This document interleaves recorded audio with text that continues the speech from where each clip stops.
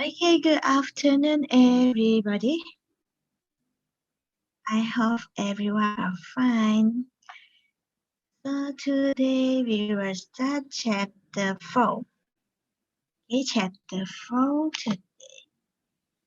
Chapter 4 is about the institutionalizations of the business ethic.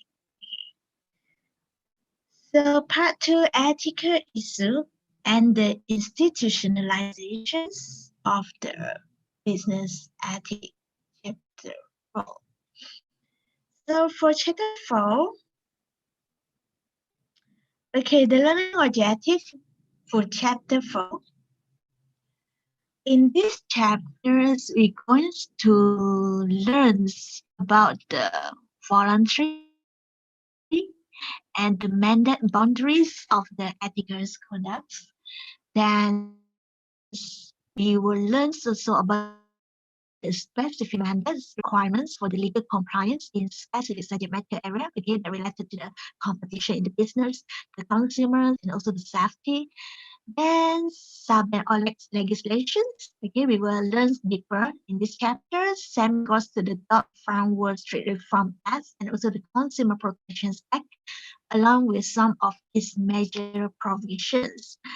Then we will view about the regulatory efforts that provide incentive for ethical behavior, overview of the recommendations and incentive for developing and ethical corporate cultures that contains in the federal sentencing guidelines for the organizations.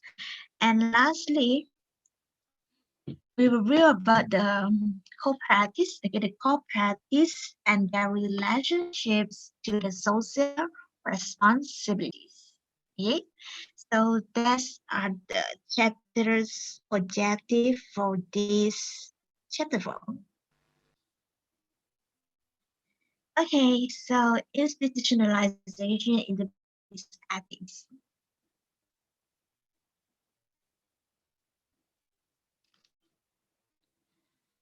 There are three dimensions, okay? In order to understand this institutionalization of business ethic, it's important for us to understand the dimensions of the organization practice. So here there are three dimensions. Okay, the first one is the voluntary practice, then we have the co-practice, and lastly, the third one is the mandate practice. So for the voluntary practice, this one is management's initiated boundary of conduct in where it include belief, value, and voluntary contractual obligations of a business. So most of the firms that engage in the philanthropy still remembers the meaning of the philanthropy that we learned in our previous chapter. Philanthropy here is means we giving back to communities and causes. Okay, we give him, we earn the profit and we give him back to the businesses. For example, the CSR, corporate social responsibility. Okay, this is one of the philanthropy. Okay, for example, the companies they earn the profits, they sell the product, they sell the services to the communities and earn profits. The philanthropy that they can do is they're giving back to the society by providing scholarships to the students, okay, by giving the donations to the people in need. Okay, this is philanthropy. And then the co-practice. Co-practice are the documented best practice in where it's often encouraged by the legal and regulatory forces and also the trade associations. So here we have the Better Business Bureau. Okay, this Better Business Bureau is leading self-regulatory bodies that give the directions for managing the customer disputes. Okay, and also this bureau also they will review the advertising cases. And then the third one we have the mandate boundary. Mandate boundary is an externally imposed boundary of conduct. If, for example, the law, rule, regulations, and other requirements. The antitrust and also the consumer protections law is clear the boundary that must be respected by the companies. So for the effective organizational practice of business ethics is required all these three dimensions, the legals, the voluntaries, and also the cooperatives to be integrated, okay, into an ethic and compliance programs.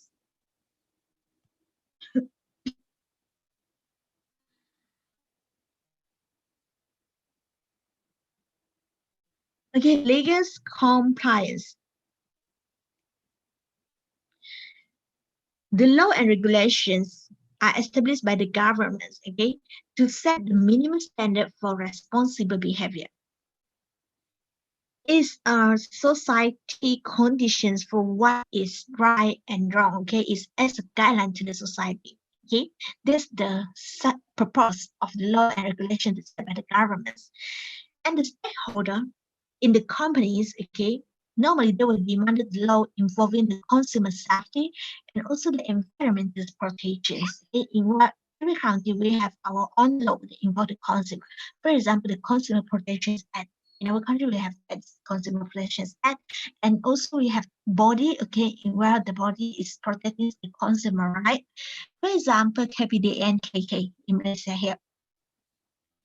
If you feel that the business is violating the right of the consumers, or is there any issue in the pricing, for example, they said the price is too high, okay, you can report the business to the KFD and KK, and they will take the actions based on the consumer rights, okay, based on the business law, all these things, okay. And the law is what helps the businesses to determine what society believes at certain times, but the law stands, okay. So instructions to the employee to just obey the law are meaningless without experience and effective training in dealing with specific legals, okay, legals risk area.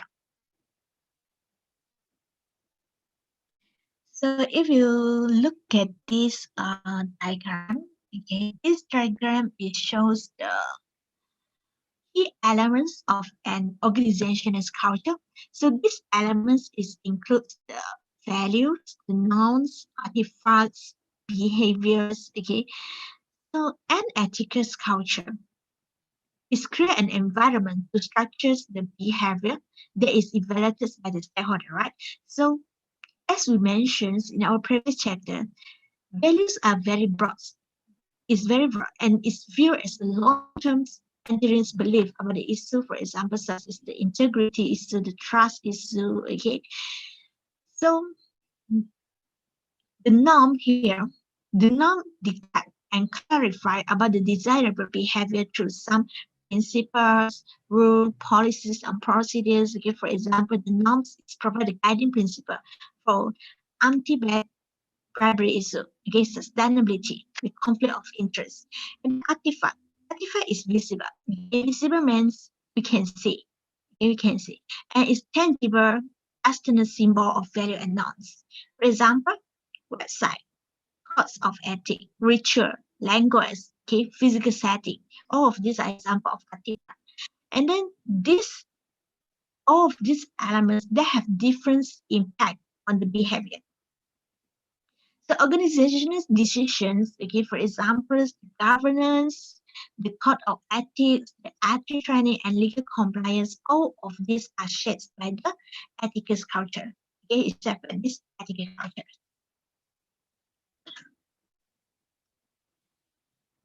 Type of law,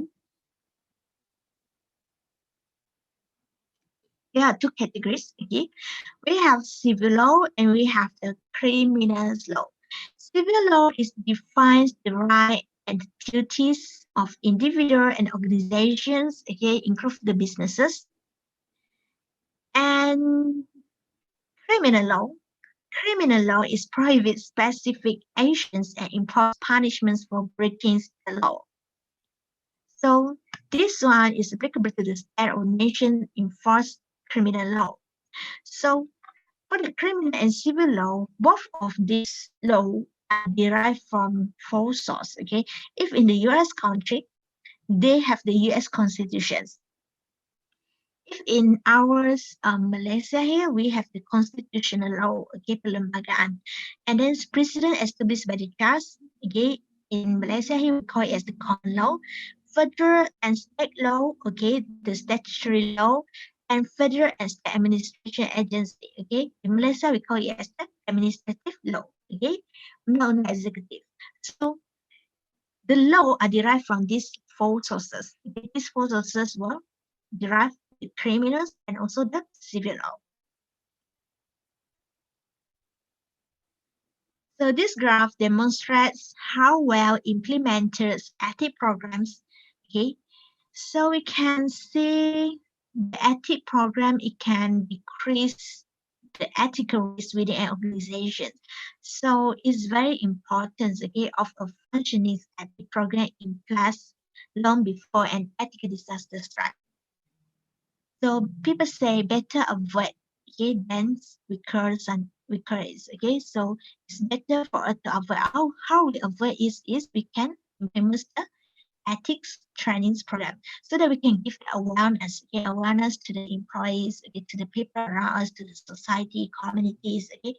Once they have the awareness, we can minimize the risk of the ethical issue.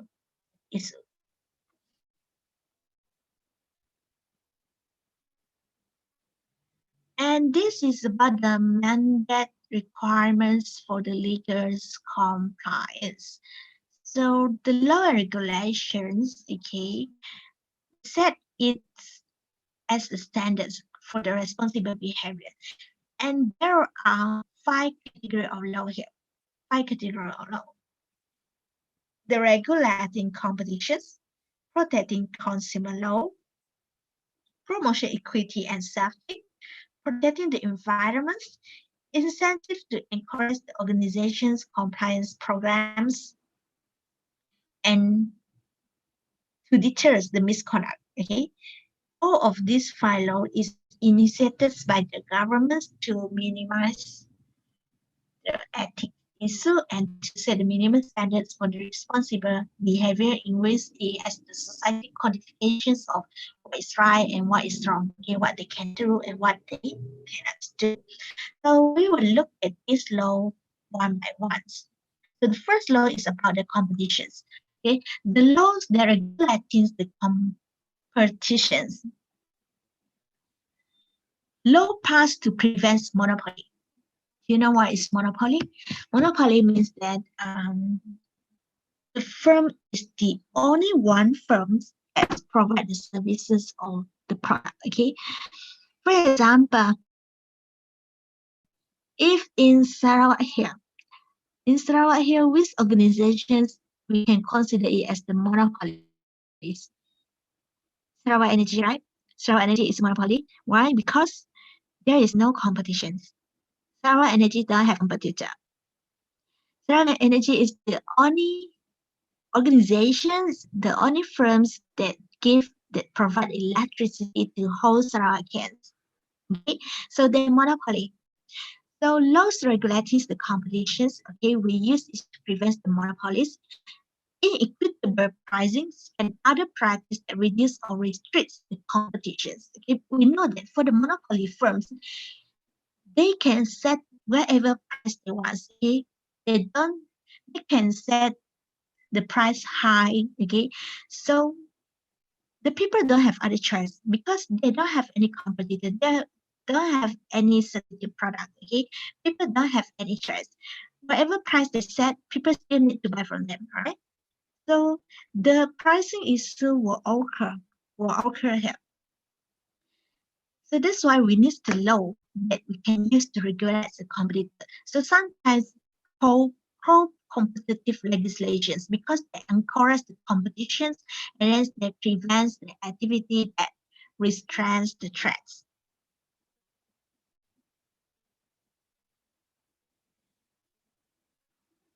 Look at this.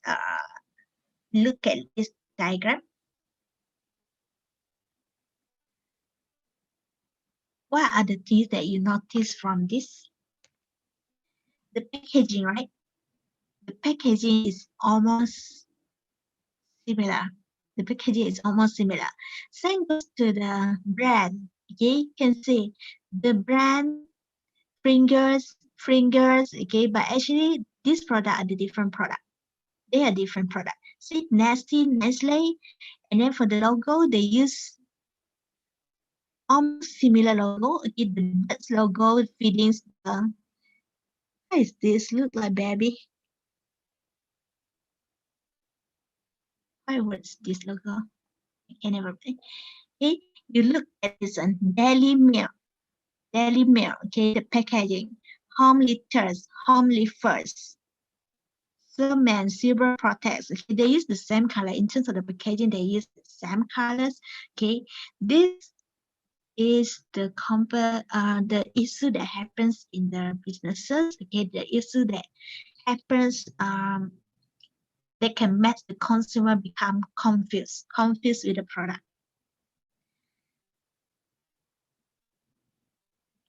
Okay, this is the Walmart's case study, the case study of the Walmart.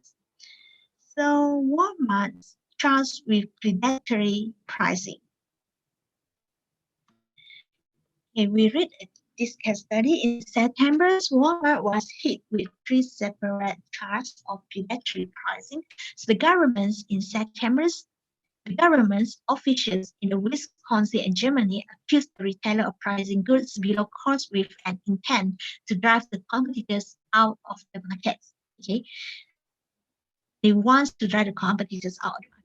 So in Oklahoma, the Walmart filed a private lawsuit alleging similar illegal pricing practice. So the Wisconsin Department of Agriculture, Trade and Consumer Protections, they filed a complaint with an administrative law judge accusing the retailer of violating the state antitrust law. The complaint says Walmart sold butter, milk, laundry detergents, and other staple goods below cost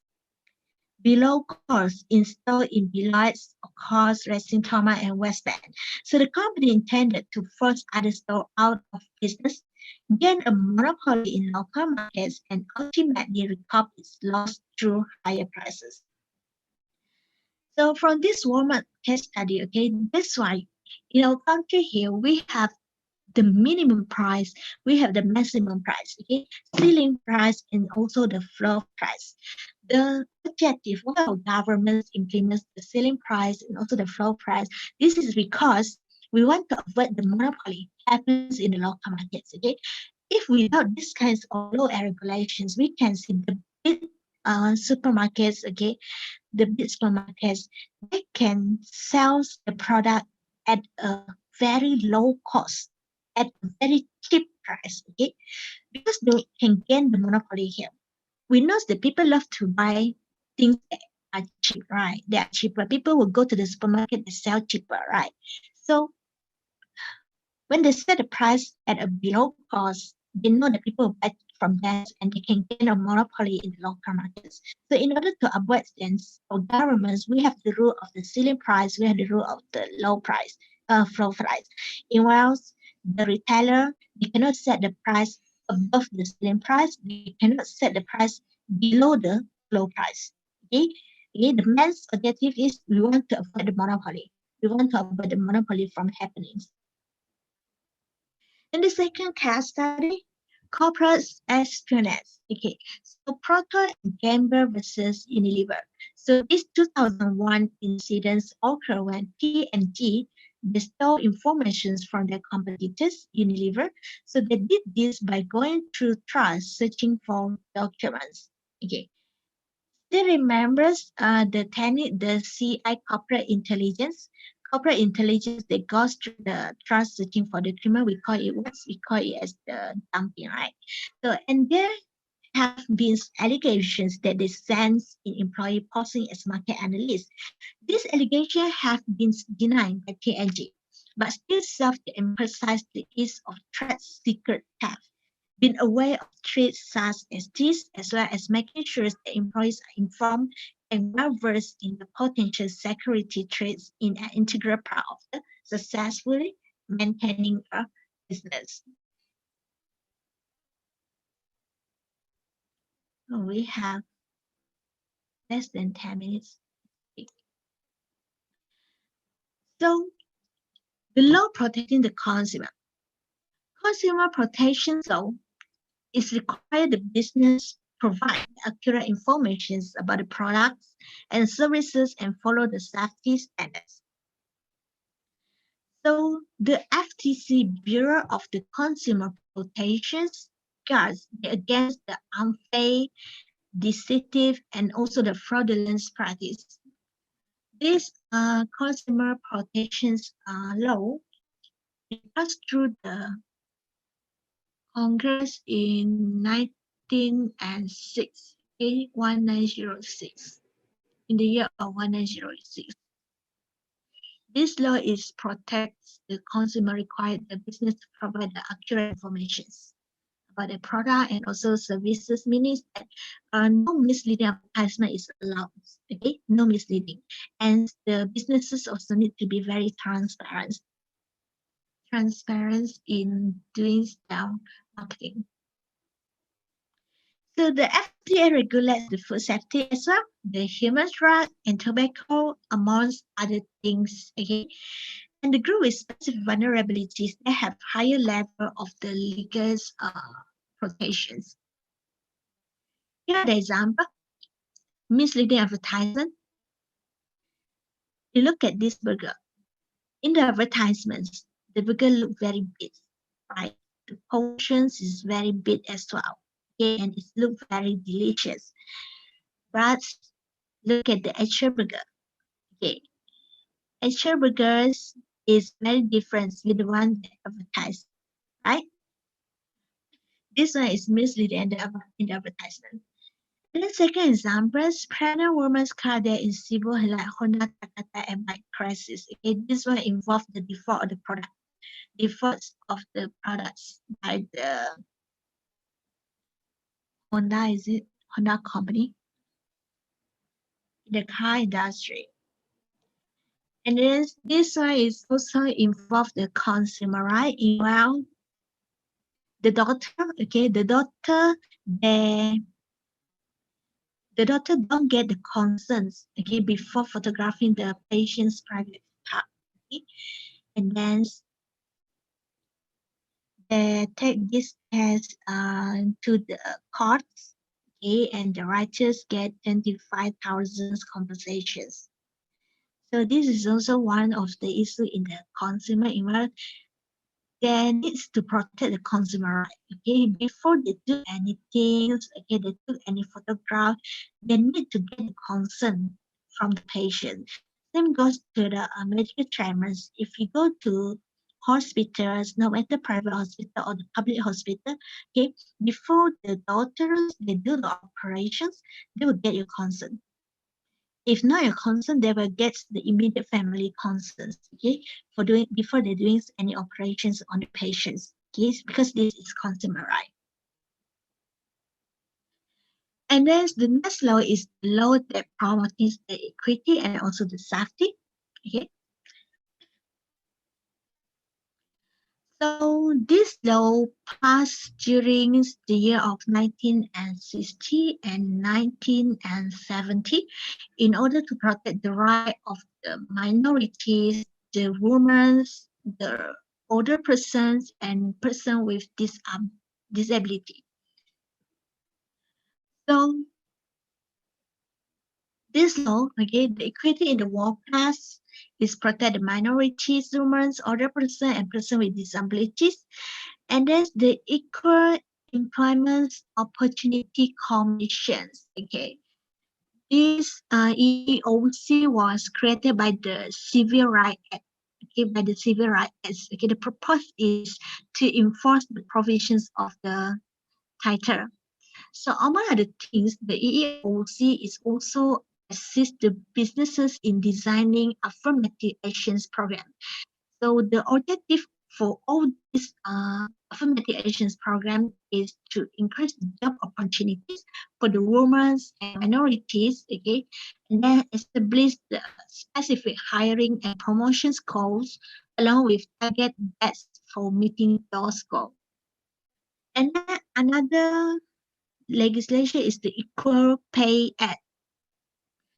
Equal Pay Act, this established in the year of 1963, in which it mandates that women and men who do equal works must receive equal pay. Okay, so the wage difference are allowed only if they can be attributed to seniority, performance, or qualifications. Okay, and then the next one is American with the Disability Act of 1990s. This is applicable in the meta countries, so in our country. So the purpose for this act is to prohibit the discrimination against people with disability. Okay. And then we have the occupational safety and the health administrations. In the short form is OSHA. OSHA is makes the inspections to ensure a safe working environment.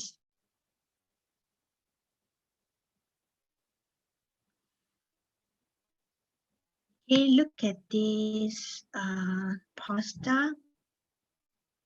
This is OSHA poster.